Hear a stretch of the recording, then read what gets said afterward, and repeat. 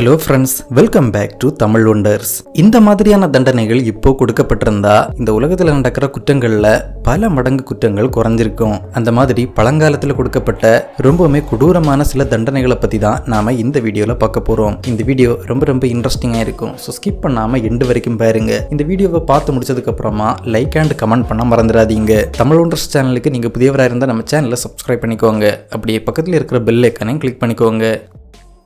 இம்பேல்மெண்ட் ஒரு நபரை சித்திரவதை செய்யறதுக்காகவோ அல்லது கொல்றதுக்காகவோ கூரான ஆயுதத்தை அவருடைய உடல்லையோ அல்லது தலையிலையோ துளைக்கிறது தான் இம்பேல்மெண்ட் தண்டனை. இந்த தண்டனைக்கு கூரான முனைகள் கொண்ட உளி, ஈட்டி, கொக்கி மாதிரியான பொருட்கள் பயன்படுத்தப்பட்டிருக்கு. உலகின் பல்வேறு கலாச்சாரங்கள்ல இந்த தண்டனை பயன்பாட்டில் இருந்திருக்கு. அரசுக்கு எதிராக கிளர்ச்சி பண்றவங்க, அரசாங்கத்தை மதிக்காதவங்களுக்கு எதிராக தான் இது அதிகமா பயன்படுத்தப்பட்டிருக்கு. இது தவிர வழிப்பறி, சட்டத்தை மதிக்காதவங்க, சட்டவிரோதமான பொருட்களை விற்கிறவங்களுக்கும் இந்த தண்டனை கொடுக்கப்பட்டிருக்கு. கிபி 18ஆம் நூற்றாண்டின் பாபிலோன் எம்பையர் ஆட்சி காலத்துல தான் இந்த தண்டனை முதலா நடைமுறைக்கு வந்திருக்கு.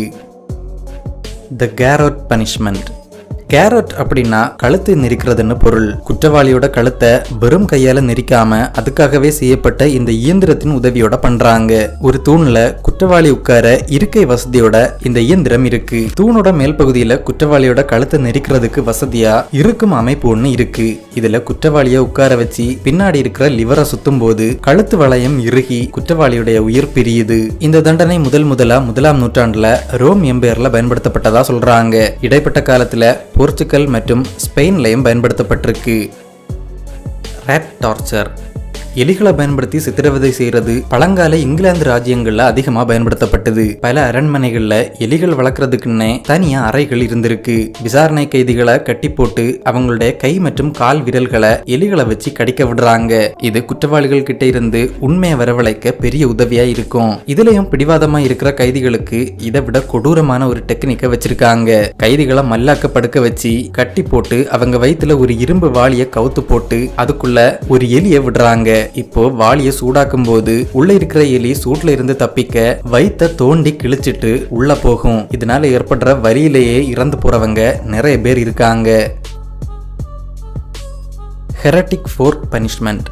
ஹெரட்டிக் கிறிஸ்டியன்ஸ், அதாவது கிறிஸ்தவ மதத்தில இருந்து வேறு மதங்களுக்கு மதம் மாறிய மக்களை தண்டிக்க ஸ்பெயின் நாட்டில் பயன்படுத்தப்பட்ட தண்டனை தான் ஹெரட்டிக் ஃபோர்க் பனிஷ்மெண்ட். குற்றவாளியோட உடல் நகர முடியாத அளவுக்கு கட்டப்பட்டிருக்கும். அப்புறமா ரெண்டு பக்கமும் 2 ஃபோர்க் உள்ள ஒரு பொருளை அவங்க கழுத்தின் மேல் பகுதிக்கும் நெஞ்சுக்கும் நடுவுல பொருத்துவாங்க. இப்போ அந்த நபர் நகராம அதே நிலையில பல மணி நேரங்கள் இருக்க வேண்டியிருக்கும். அந்த நபர் அசந்து தூங்கினா கூட கூர்மையான அந்த ஃபோர்க் கழுத்துக்குள்ள இறங்கி அவருடைய உயிரை எடுத்துடும். பொதுவா இந்த தண்டனை மதம் மாறுறவங்களுக்கும், பொய் சொல்றவங்களுக்கும், கடவுளை கொச்சைப்படுத்துறவங்களுக்கும் கொடுக்கப்படுது.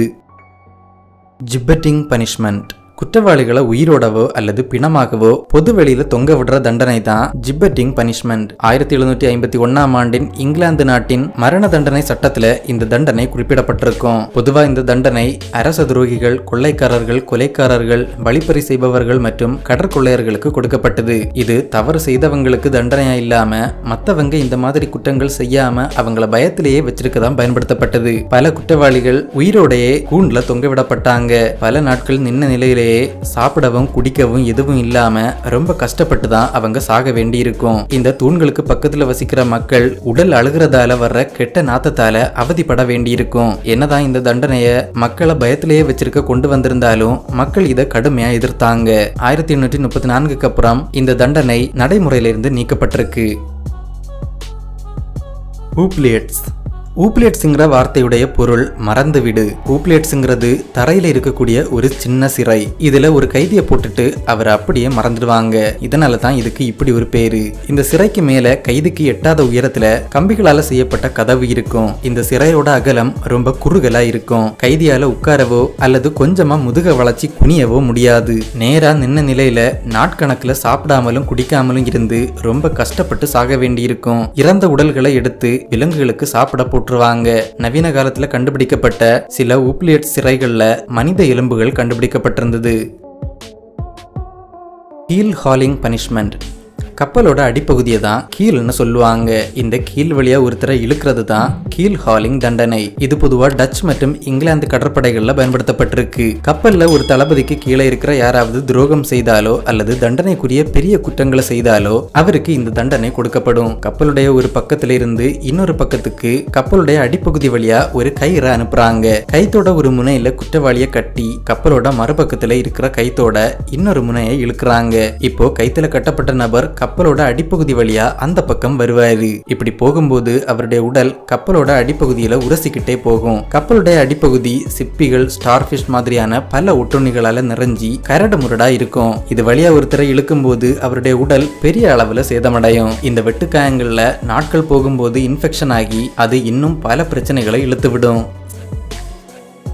ஸ்கேப்பிசம் பனிஷ்மெண்ட். ஆதிகாலம் தொடங்கி 2ஆம் உலகப் போர் வரைக்கும் பல காட்டுமிராண்டித்தனமான தண்டனைகள் பயன்பாட்டில் இருந்திருக்கு. அப்படி பயன்படுத்தப்பட்ட கொடுமையான தண்டனைகள்ல ஒன்று தான் ஸ்கேப்பிசம். இந்த தண்டனையில குற்றவாளியை ஒரு படகுல அசைய முடியாத மாதிரி கட்டியோ அல்லது படகையே ஒரு பெட்டியா மாத்தி அதுக்குள்ள வச்சு ஆத்துல விடுறாங்க. ஆத்துல விடுறதுக்கு முன்னாடி பாலும் தேனும் கலந்த கலவையை அவங்களுக்கு வலுக்கட்டாயமா குடிக்க கொடுக்கறாங்க. ஆத்துல விடப்பட்ட சில மணி நேரங்கள்ல அவங்க உடல் முழுக்க ஈக்களும் காட்டு பூச்சிகளும் மொய்க்க தொடங்குது. நிலைமையை இன்னும் மோசமாக்க அவங்க உடலோட மென்மையான பகுதிகள் தேனால நனைச்சி அனுப்புறாங்க. இந்த தண்டனை கிட்டத்தட்ட ஒரு மனிதனை தேன்ல ஊற போட்டு பூச்சிகளுக்கு சாப்பிட கொடுக்கிறது தான். தேன்ல நனைஞ்ச அவங்களுடைய கண், காது, மூக்கு, வாய் மாதிரியான முக்கியமான உடல் உறுப்புகளை பூச்சிகள் சேதப்படுத்துது. சேதமான பகுதிகள் இன்ஃபெக்ஷன் ஆகி சில நாட்கள்ல பழுத்து ரொம்ப மோசமான நிலைக்கு போகும். இது இன்னும் பல பூச்சிகளை இருக்கும். இந்த பூச்சிகள் அந்த காயங்கள்ல முட்டை போட்டு லார்வாக்கள் அந்த உடலை சாப்பிட தொடங்குது. அந்த நபரோட மரணம் ரொம்ப மெதுவா, ஒவ்வொரு நொடியும் மரண வேதனையோட ரொம்ப கொடூரமா இருக்கும். Hanged, drawn and quartered. பழங்கால இங்கிலாந்துல கொடுக்கப்பட்ட ஒரு கொடுமையான தண்டனை தான் இந்த ஹேங்க்டு, ட்ரான் அண்ட் குவார்ட்டர்டு. இந்த தண்டனை பெரும்பாலும் ராஜதுரோக குற்றம் செய்தவங்களுக்கு தான் கொடுக்கப்பட்டிருக்கு. குற்றம் சாட்டப்பட்ட நபர் ஒரு குதிரையில கட்டப்பட்டு தண்டனை நிறைவேற்றப்படும் இடத்துக்கு ட்ரான் அதாவது இழுத்து கொண்டு போகப்பட்டாங்க. அங்க அவங்கள தூக்குல ஹேங் அதாவது தொங்க விடப்பட்டாங்க.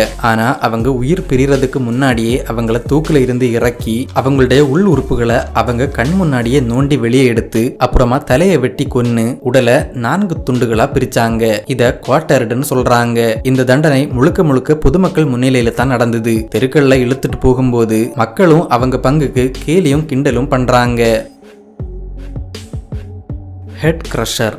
பழங்காலத்தில் குற்றவாளிகளுக்கு மரண தண்டனை கொடுக்க அவங்க தலையை இறுக்கி உடைக்கிற இயந்திரங்கள் பயன்படுத்தப்பட்டது. ஒரு ஃப்ரேம்ல குற்றவாளியுடைய தலை மற்றும் தாடை சரியா பொருந்துறது மாதிரியான அமைப்பு இருக்கும். இதுல குற்றவாளிகளுடைய தலையை பொருத்தி மேலே இருக்கிற லிவரை சுத்தும் போது அது தலையை கொஞ்சம் கொஞ்சமா இறுக்கி ஒரு கட்டத்துல அந்த நபர் இறந்து போயிடுவாரு. முகத்தின் எலும்புகளும் மண்டையோடும் பலமா சேதமாகி உடையறதால இறப்பு ஏற்படுது. ஆனா அவங்க இறக்குறதுக்கு முன்னாடியே அவங்க தாடை உடைஞ்சிடும். அவங்க கண்கள் கண் குழியில இருந்து வெளியே வந்துடும். கடைசி சில நிமிடங்கள் ரொம்ப கொடுமையான வலியை அனுபவிச்சு தான் இறக்க வேண்டி இருக்கும்.